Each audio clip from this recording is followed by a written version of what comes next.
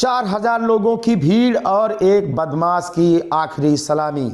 जी हां, करीब 4,000 लोगों की भीड़, न नारे न सन्नाटा, बस एक अजीब सा खौफ और जमी हुई खामोशी। सुल्तानपुर में जब एक कुख्यात अपराधी का जनाजा उठता है तो वह सिर्फ एक मौत नहीं होती, वह पूरे समाज के सामने रख दिया गया एक दहला देने वाला सच होता है। यही मंजर था सिराज अहमद के जनाजे का। वही सिराज जिसकी दहशत से लोग रास्ता बदल देते थे और जिसका अंत सोमवार को सहारनपुर में यूपी एसटीएफ की गोलियों के साथ हुआ।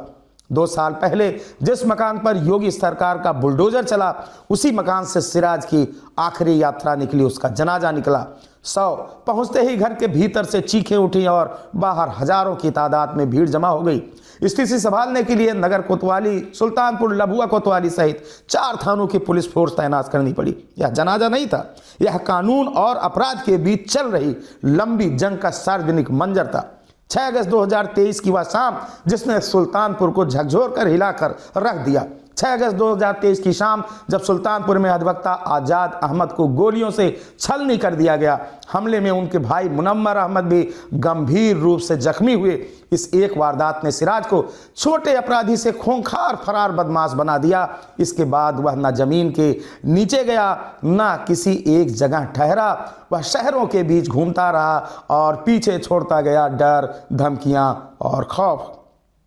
फरारी के दौरान सिराज ने सिर्फ खुद को बचाने की कोशिश नहीं की, वह आजाद के परिवार के लिए रोज डर का सबब बनता गया। लगातार धमकियां देता रहा, अज्ञात नंबर से फोन करता रहा और यह एहसास कराता रहा कि कानून अभी भी दूर है।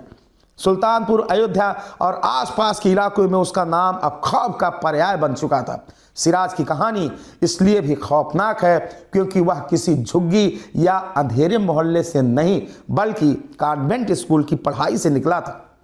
अंग्रेजी बोलता था और साफ सुथरी वेशभूषा में रहता था, लेकिन धीरे धीरे कलम की जगह बंदूक ने ले ली।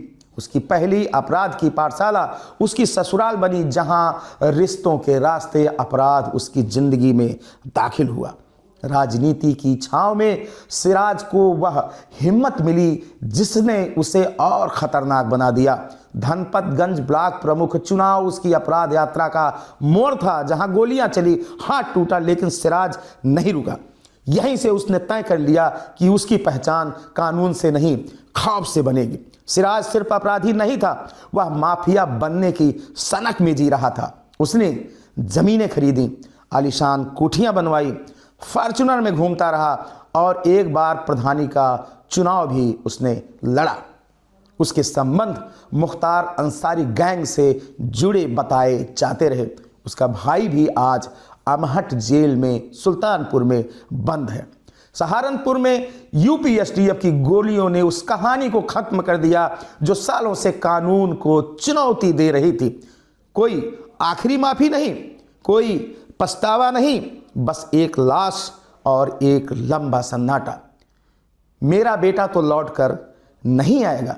सिराज की मौत के बाद अधिवक्ता आजाद अहमद की मां की यह आवाज सारी कहानी पर भारी पड़ गई कि मेरा बेटा अब लौटकर नहीं आएगा। उन्होंने आगे कहा कि मेरा बेटा तो अब लौटकर नहीं आएगा, लेकिन खुशी है कि सिराज मारा गया, उसका अंत हुआ। हमें योगी सरकार से उम्मीद थी कि हमें इंसाफ जरूर मिलेगा। सिराज के एनकाउंटर की खबर मिलते ही आजाद के परिवार ने मिठाइयां बांटी। यह कोई खुशी नहीं थी, यह बरसों के डर, इंतजार और टूटे विश्वास के बाद मिला हुआ एक कठोर और मुकम्मल सुकून था। 4,000 लोग और एक सन्नाटा। एक तरफ एक अपराधी के जनाजे में 4,000 लोग और दूसरी तरफ एक मां जो अपने बेटी की तस्वीर से बात कर रही है। कहानी यहीं खत्म नहीं होती, यह समाज के लिए एक चेतावनी बनकर रह जाती है कि अपराध का रास्ता कभी ताकत नहीं देता, वह सिर्फ लाशें और सन्नाटा छोड़ जाता है। आपकी क्या राय है कमेंट बॉक्स में हमें बताएं और देखते रहें अनादि टीवी और मुझे दें इजाजत। शुक्रिया।